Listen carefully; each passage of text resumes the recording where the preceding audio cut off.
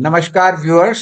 YouTube channel Lex Consilium foundation पर आपका स्वागत है और प्लेलिस्ट इनसे मिलिए में आज बात हो रही है इंद्रजीत सिंह जी से। इंद्रजीत जी का हिंदी फिल्मों और विशेष रूप से गीतकार शैलेंद्र पर आपने बहुत अध्ययन किया है, शोध की है और उनके कृतित्व को सामने लाने के लिए और औपचारिक रूप से साहित्य अकेदमी द्वारा उसको रिकॉग्नाइज करने के लिए आपने जो कार्य किया है वो वर्षों तक, शताब्दियों में औरों के लिए एक प्रेरणा स्रोत होगा। आपने किताबें लिखी हैं और शैलेंद्र को, उनके वास्तविकता को आपने सामने उजागर किया है। उसी श्रृंखला में आगे बढ़ते हुए इंद्रजीत जी, आपसे मैं ये आज जानना चाहूंगा कि कैफी आजमी साहब, जो कि बहुत मशहूर शायर थे और उन्होंने फिल्म हकीकत, पाकीज़ा जैसी जी। फिल्मों में गाने लिखे, उनका और शैलेंद्र का अच्छा परिचय था, उनका संबंध अच्छा था। तो इसको नजर में रखते हुए आप हमारे दर्शकों से मुखातिब हों। नमस्कार सर, जय हिंद। आपके साथ साथ इस चैनल से जुड़े हुए सभी दर्शकों को मैं नमस्कार कहता हूँ और अभिवादन करता हूँ उनका। कैफी आजमी साहब और शैलेंद्र जी की दोस्ती इस मायने में जो एक जाहिर है कि दोनों इप्टा से जुड़े हुए थे, इंडियन पीपल थिएटर एसोसिएशन, भारतीय जन नाट्य संघ जिसको हम बोलते हैं। इसकी स्थापना भी मुंबई में जब हुई तो कैफी आजमी साहब और शैलेंद्र जी, प्रेम धवन, ये सभी लोग इससे जुड़े हुए थे और इप्टा वालों की कोशिश होती थी कि कुछ ऐसे प्ले किए जाएं और उस प्ले के अंदर गाने भी रखे जाते थे और वो गाने ऐसे होने चाहिए, गीत ऐसे होने चाहिए, शायरी ऐसी होनी चाहिए जो देश को जगाने वाली हो, क्योंकि वो दौर ऐसा था, देश अभी आजाद नहीं हुआ। तो जैसे भीष्म साहनी ने एक बार मुझे बताया था और लगभग और भी कई जगह मुझे पता लगा खोज के दौरान कि 1945-46 के आसपास इप्टा से जुड़े, क्योंकि ये 1942 में अपनी पढ़ाई के सिलसिले में उस जमाने बॉम्बे कहलाता था, बॉम्बे गए थे। लेकिन उसी दौरान क्योंकि कविता करना एक उनका अंतर्मुखी स्वभाव था, एक मतलब एक जैसे होता है, एक इनबिल्ट जैसे होता है, कविता तो बाहर निकलती है कोई भी स्थिति देख करके, तो उसी तरह से कविताएं करते ही थे और इप्टा से जुड़े थे। फिर इप्टा के लिए उन्होंने गीत लिखे, प्रेम धवन ने भी खूब लिखे, कैफी साहब इस गीत लिखते थे, ख्वाजा अहमद अब्बास जुड़े हुए थे। ये सारे बड़े लोग जो प्रोग्रेसिव विचारधारा के लोग थे, सब इप्टा से जुड़े हुए थे। तो कैफी आजमी साहब से मेरी 3-4 मुलाकातें हैं। तो मैंने कैफी आजमी साहब से पूछा था, सब शैलेंद्र जी को आप कब मिले, कब आपकी दोस्ती हुई और किस तरह से आप उनको याद करना चाहते हैं? ये मुलाकात आपकी कहाँ हुई थी कैफी साहब जी, से? ये मैंने उनसे समय लिया था उनके घर जाकर के। उनके मिजवा एक घर पर? जगह है, जी। आजमगढ़ में ही एक छोटा-सा गाँव है मिजवा, और उसको तरक्की दिलाने में कैफी साहब की बड़ी भूमिका है। अच्छी रोड बन गई है, स्कूल बन गया है, स्वरोजगार के लिए कैफी साहब ने, बाद में उनकी बेटी शबाना जी ने बड़ा काम किया है। आगे और बढ़ने से पहले जरा आप 2 लाइनें बताएं कैफी साहब की शख्सियत के बारे में, कि वो किस तरह के इंसान थे? कैफी साहब बहुत ही कम बोलने वाले थे, एक बात, और बड़े साफ दिल, बड़े सरल व्यक्ति। मैंने जब उनको फ़ोन किया कि सर मैं शैलेंद्र से के सिलसिले में मैं आपसे बात करना चाहता हूँ और आपके बारे में भी जानना चाहता हूँ। हालाँकि आपके गीतों को हमने सुना है और आपने तो ऐसा गीत लिखा है, कर चले हम फिदा जानो तन साथियों, अब जी। तुम्हारे हवाले वतन साथियों। इसको सुन करके आज भी हमारी आँखें भीग जाती हैं, मन हमारा जो अंतर्मन जो है भीग जाता है। बोले नहीं, आप ज़रूर आइए सिंह साहब, आप आइए। तो एक समय मैंने उनसे लिया और ये अक्टूबर 2000 के आसपास की बात है। तो समय अनुसार मैं पहुँच नहीं पाया क्योंकि वो गाँव थोड़ा अंदर जा कर के है, तो बस के ऊपर डिपेंड करते थे, तो बस पहुँचे, थोड़ा बस भी लेट हो गई, फिर उनके गाँव जब पहुँचे तो और लेट।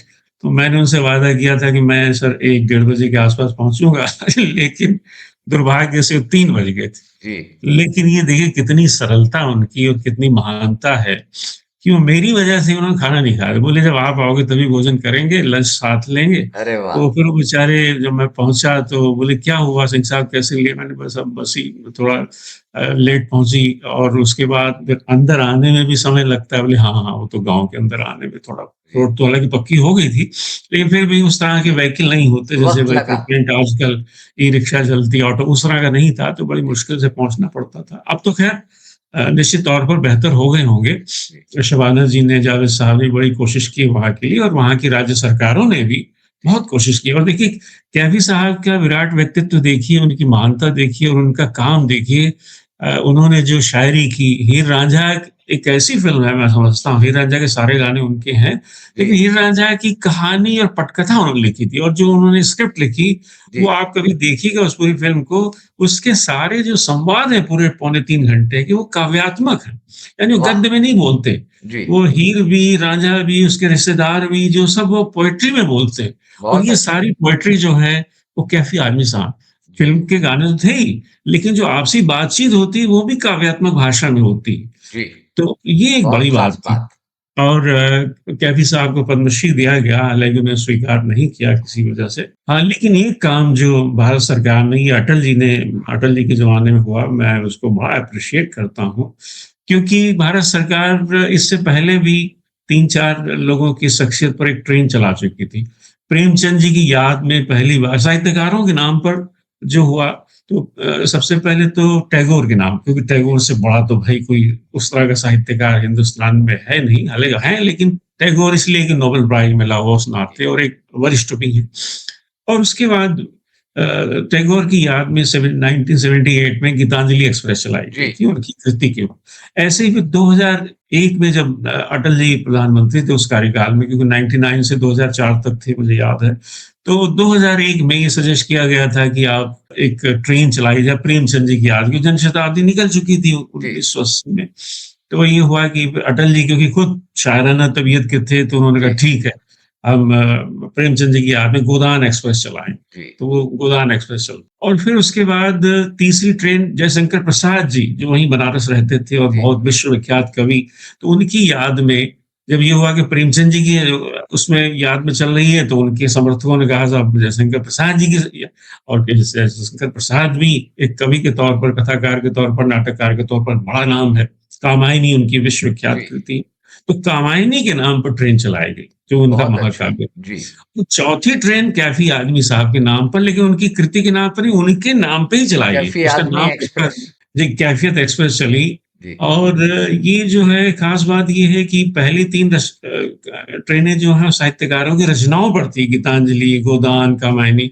लेकिन यहाँ अब ये हुआ कि उस तरह की कृति लोगों को ज़्यादा याद नहीं रहती। अब गीतांजलि भाई नोबेल प्राइज़ मिला हुआ था, गोदान एक विश्वविख्यात है, और गीतों के नाम पर रखना ठीक नहीं लगा, तो उन्होंने नाम ही कर दिया एक तरह से, उन्होंने कहा कैफ़ियत एक्स। ये बहुत बड़ी बात है, बहुत अटल बड़ी जी को बात। मैं इसके लिए बड़ा सैल्यूट करता हूँ, और जिन लोगों ने समर्थन दिया होगा, वो सब साधुवाद के पात्र हैं। तो ये कैफ़ी साहब का जैसे इंतकाल हुआ मई 2002 में, तो उसी के जस्ट 8-9 महीने बाद ही, मतलब 2003 में ये ट्रेन की घोषणा हो गई और चालू भी हो। तो ये बहुत बड़ी बात है, तो ये इसके लिए सरकार की सराहना की जानी चाहिए। और भी मुझे लगता है, मैं तो ये भी कहा था और 2-3 प्लेटफ़ॉर्म पे कहा भी है कि शैलेंद्र की याद में भी एक ट्रेन चलनी चाहिए, और उसका नाम होना चाहिए दिल है हिंदुस्तानी। क्योंकि अच्छा, ये बड़ा सार्थक नाम है, उनका गाना है फिर भी दिल है हिंदुस्तानी, मेरा जूता है जापानी, ये पतलून इंग्लिस्तानी, सर पे लाल टोपी रूसी, फिर भी दिल है हिंदुस्तानी। तो ये जो दिल है हिंदुस्तानी कहते ही वो एक कविता भी बनती है, और एक भारतीयता का परिचय दिया जाता है, उससे एक इंडियननेस का एक मैसेज जाता है कि चाहे हम किसी प्रांत के हों, किसी राज्य के रहते हों, कोई भाषा बोलते हो, कोई बोली बोलते हो, कोई परिधान पहनते हो किसी राज्य का, खान-पान जैसा भी हो, लेकिन दिल हमारा हिंदुस्तान, हम भारतीय हैं। तो जय हिंद जो हम कहते हैं, तो पूरा भारत की एक जी, एक आवाज़ आती है। तो ये जो बात, तो मुझे लगा, और दूसरी वजह मैं तर्क भी दे रहा था, मैंने चिट्ठी भी लिखी है प्रधानमंत्री साहब को, अब वो रेल मंत्री को लिखी है। जी, तो उसमें ये है कि उसकी वजह मैंने दी कि क्यों होना चाहिए। एक तो भाई जनशताब्दी है, दूसरा वजह मैंने ये दी थी कि पहले क्योंकि 4 ट्रेनें चल चुकी हैं साहित्यकारों के नाम पर, और वो रेलवे में काम नहीं करते थे। शैलेंद्र जी ने 9 साल भारतीय रेल में नौकरी की, तो ये उनका हक बनता है कि एक भारतीय नागरिक जो रेलवे का कर्मचारी था, तो उसकी याद में भी ट्रेन की को चलनी शुरुआत बुनियाद वहां से थी। जी, जो होना चाहिए। और नाम कुछ भी रखें, हालाँकि मैंने तो ये पेशकश दिल है हिंदुस्तानी, क्योंकि जो ट्रेन में बैठते हैं सबके दिल हिंदुस्तानी होते हैं और राज्य उनका कोई हो, भाषा कोई हो, बोली कोई हो। तो मैं कैफ़ी साहब पे बात तो कैफ़ी साहब ने फ़ौरन खाना लगवाया, 3 बज गए थे लगभग। तो फिर जब मैंने कहा वो सब मटन-वटन भी चिकन वग़ैरह सब वो आया, तो मैंने कहा, "साहब मैं तो वेजिटेरियन हूँ।" जी। फिर वो माथे पे उन्होंने हाथ मारे, "भाई मार दिया यार तुमने तो, अभी इतनी देर से बैठे हुए थे, अब तुम्हारी ये पसंद हो गई।" फिर उन्होंने खैर फ़ौरन कहा, "नहीं भई वेज वाला जो है घर में लेके आओ, नहीं है तो फ़ौरन बनाओ।" खैर 10 मिनट में वो व्यवस्था हो गई। तो जी। ये मैं बताता हूँ कैफ़ी साहब कितने सरल व्यक्ति। एक तो इंतज़ार किया, खाना नहीं उस मेरे पहुँचने तक खाया उन्होंने। हालाँकि मुझे ये नहीं कहा था कि लंच पे साथ करें। वो ये था कि भाई कोई एक आ रहा है, तो ये गाँव की एक तहज़ीब होती है कि मेहमान जो हमारा होता है, वो जान से प्यारा जान से होता है। प्यारा। तो वो जो अतिथि देवो भव वाली, तो उन्होंने फिर मैंने खाना-वाना हो गया, फिर थोड़ी बातें हुई, उनके गीतों को लेकर बात हुई कि आप फ़िल्मों में आए कैसे? तो फिर उन्होंने कहा, देखिए देखो तुम शैलेंद्र पर सिंह साहब आप शैलेंद्र पर बात करने आए हो, लेकिन ये कितनी अच्छी बात है कि जो मैंने पहला गाना लिखा जी। फ़िल्मों में, वो शैलेंद्र के साथ मिल के लिखा। अच्छा। वो मतलब ऐसा हाँ, एस डी बर्मन का म्यूज़िक था और फ़िल्म थी बुज़दिल, रोते-रोते गुज़र गई रात रे।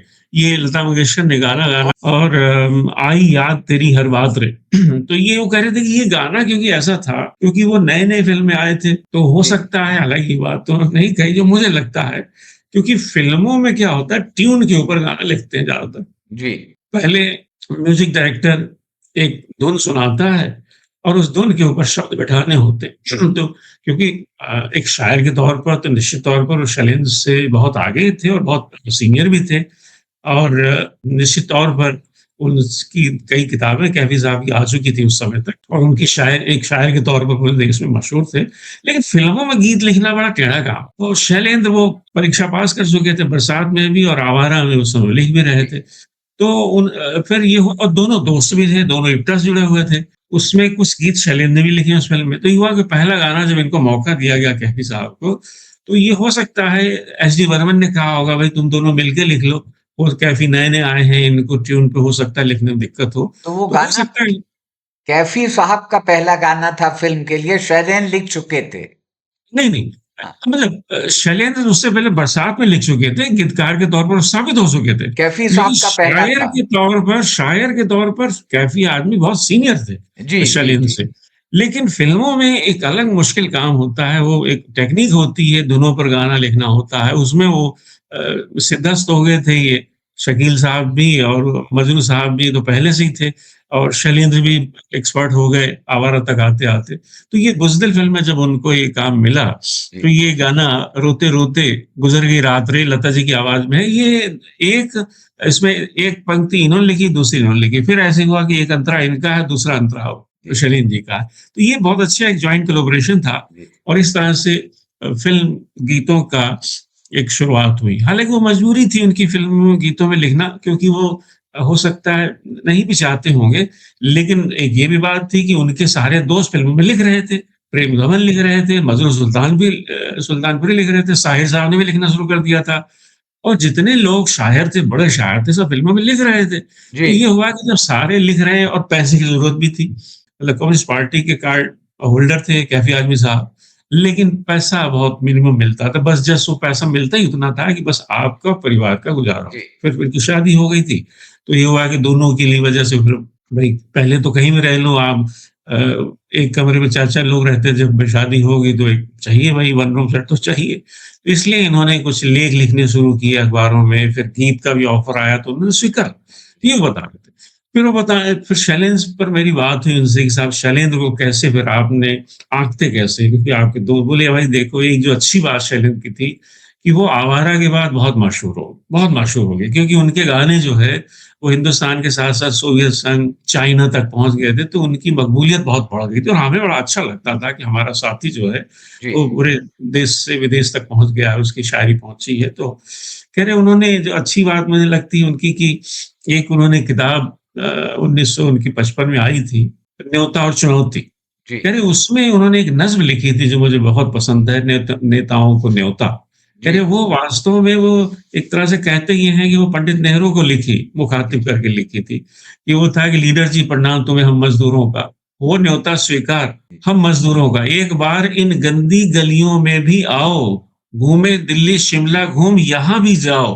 कह रही वो इस तरह से एकदम साफ़गोई के साथ सरल शब्दों में वो जो धारावी के जो मज़दूर थे, जो एक बड़ी लंबी बस्ती थी वहाँ पर गरीबों की, मज़दूरों की, कामगारों की, जहाँ सुविधाएँ नहीं थी, वो कहते भाई जब तुम शिमला जाते हो, तमाम बड़े शहरों में जाते हो तो हमारी धारावी में भी आओ। जी तो वो कह बहुत रहे वो अच्छी नज़्म बात वास्तव में जी बड़ी अद्भुत नज़्म थी और उसमें क्योंकि वो एक बड़े शायर थे, बड़े कवि थे तो अपने कवि फ़िल्मी गानों के अलावा जी ये उनकी जो नज़्म है कह रहे मुझे बहुत पसंद रही और इसके माध्यम से उन्होंने देश के हुक्मरानों को चेताया कि भाई देश के लिए आपको ये काम करना है। देश आज़ाद हुए अब 3 साल हो गए हैं जी और अभी तक जो है ये मज़दूरों के लिए, विकास के लिए, उनके वाज़ेह बात थी तरक्की के लिए कुछ ज़्यादा काम नहीं हो रहा है। और धारावी में कोई बदलाव ज़्यादा नहीं हुआ था। वही मच्छर चल रहे हैं, मक्खियाँ हैं, ना गंदी नालियाँ हैं, स्वास्थ्य की सुविधाएँ नहीं है, बच्चे पढ़ नहीं तो वो उसपे पूरी केंद्रित बड़ी लंबी कविता है, नेताओं को न्योता जो है। बहुत अच्छा तो बहुत अच्छी बहुत न जी फिर मैंने उनसे और पूछा और बताएँ तो बोले भाई देखो तीसरी कसम मैंने देखी थी और बहुत खूबसूरत फ़िल्म शैलेंद्र जी ने बनाई, लेकिन दुःख ये हुआ कि ये फ़िल्म एक प्रॉपरली चली नहीं और उसकी वजह से बेचारा बहुत सदमा लगा और वो रहे नहीं। और मुझे बड़ा अफ़सोस है कि हम लोग कुछ कर नहीं पाए और वो फ़िल्म क्योंकि फ़िल्म लाइन ऐसी होती है कि आप रिलीज़ फ़िल्म करा पाएँ, आपके हाथ में नहीं होती। जी हाँ कैफ़ी साहब खुद कह रहे हैं कि मेरी बहुत सी फ़िल्में जो मैंने गाने जिसमें लिखे, वो चली नहीं। जी मुझे भी लोगों ने कहा ये जो है गाने तो अच्छे लिखता है, लेकिन फ़िल्म फ्लॉप है तो ये फ्लॉप गीतकार का विकर मेरे ऊपर भी एक तरह से लग गया। लेकिन ये तो चेतन आनंद का भला हो कि जी उन्होंने जब हकीकत फ़िल्म बनाई तो मुझे याद किया। लेकिन लोगों ने चिताया भी कि भाई यार ये तो फ्लॉप गीतकार को क्यों ले रहे हो आप? तो वो बोले कोई बात नहीं है, तो बता रहे थे कि उन्होंने कहा कि जो जैसे दो माइनस-माइनस मिलके प्लस बनते हैं, तो ऐसे ही है। हम दोनों नेगेटिव फोर्सेस मिलके बहुत अच्छा बहुत हमारी अच्छा तकदीर अभी नेगेटिव है दोनों की, लेकिन और वास्तव में फ़िल्म बड़ी कामयाब हुई थी और मैं इसके लिए मुबारकबाद देता हूँ पंजाब सरकार के मुख्यमंत्री को, जो उस समय कैरो साहब थे। तो उन्होंने प्रताप जब सिंह कैरो जी जी, जी, प्रताप सिंह। तो जब वो गए, चेतन आनंद साहब के साथ हम ये जो 1962 में चाइना हिंदुस्तान का युद्ध हुआ है और उसमें जो हमारे शहीद हुए हैं, तो उसकी कहानी पर मैं एक फ़िल्म बनाना चाहता हूँ, आप हमें कुछ मदद करिए। तो कैरो साहब बताते हैं, कैरो साहब ने कहा, "यार, तेरी तो शक्ल बड़ी अच्छी लग रही है मुझे।" चेतन आनंद से कहा, जो विजय आनंद देवगन के जी बड़े भाई थे। तो 10 लाख रुपए मेरी तरफ से रखो, ये पंजाब सरकार की तरफ से इस फ़िल्म के लिए एक अनुदान। तो बहुत 10 अच्छी बात लाख उस ज़माने में बड़ी रकम होती थी, बहुत बड़ी बड़ी रकम रकम थी होती। 1963 62-63 के आस-पास 10 लाख रुपए बहुत बड़ी रकम जी होती। फ़िल्में पूरी फ़िल्म बन जाती थी उस ज़माने में। वो अलग बात है कि शैलेंद्र को फ़िल्म बनाने के लिए 2 लाख, ढाई लाख सोचा था, मैक्सिमम 3 लाख, लेकिन उनके बताते हैं 20 लाख से ऊपर लग गए। वो शायद कई वजह रहीं। अ, लोन लेते रहे, उसपे ब्याज चढ़ता रहा, 25% जो ब्याज उस ज़माने में अ, इंटरेस्ट रेट बड़ा हाई था, मार्केट रेट से लेते थे जी लोग क्योंकि उस ज़माने में बैंक वगैरह इस तरह की जी हाँ सरकारी फाइनेंस संस्थाएँ नहीं नहीं थी। करते थे तो ये उसके लिए कैफ़ी साहब ने बड़ा एक जी दुःख जताया कि हम लोग तीसरी कसम बड़ी कामयाब फ़िल्म थी, एक अच्छी फ़िल्म थी, लेकिन वो कामयाब नहीं हो नहीं पाई। अच्छा होना और कामयाब होना तो अलग ये बात है। दो अलग बात लेकिन ये एक अच्छी बात हुई कि उस फ़िल्म को 1966 में फ़िल्म रिलीज़ हुई थी, चली नहीं। लेकिन अगले साल 1967 में जब वो कॉम्पिटिशन राष्ट्रीय पुरस्कार के लिए भेजी जाती फ़िल्में, तो तीसरी कसम को भी भेजा गया और उसको समस्त भारतीय भाषाओं की सर्वश्रेष्ठ फ़िल्म का अवार्ड जो भारत सरकार ने दिया, ₹20,000 कैश अवार्ड। अब तो शायद 10 लाख हो गया होगा, मुझे नहीं जी मालूम जानकारी कितना है। अब तो ख़ैर रकम 20,000 से तो निश्चित तौर पर ज़्यादा होगा, 2 लाख तो मिनिमम हो गई या और ज़्यादा हो रकम लेकिन उस ज़माने में 20,000 रुपए मिलता था। 20,000 में भी एक अच्छी रकम जी थी और हाँ गोल्ड मेडल मिलता था। तो उनकी पत्नी ने, शैलेंद्र जी की पत्नी जो शकुंतला शैलेन, उन्होंने वो रिसीव किया था, दिल्ली में ये कार्यक्रम हुआ बहुत था। अच्छा तो जी। ये बहुत अच्छा आपने बताया ये हाल ये किस्सा जो जी। वास्तविकता है जब कैफी आदमी जी से आपकी बातचीत हुई और आप लोग देखते रहें बातचीत का सिलसिला इंद्रजीत जी से जारी रहेगा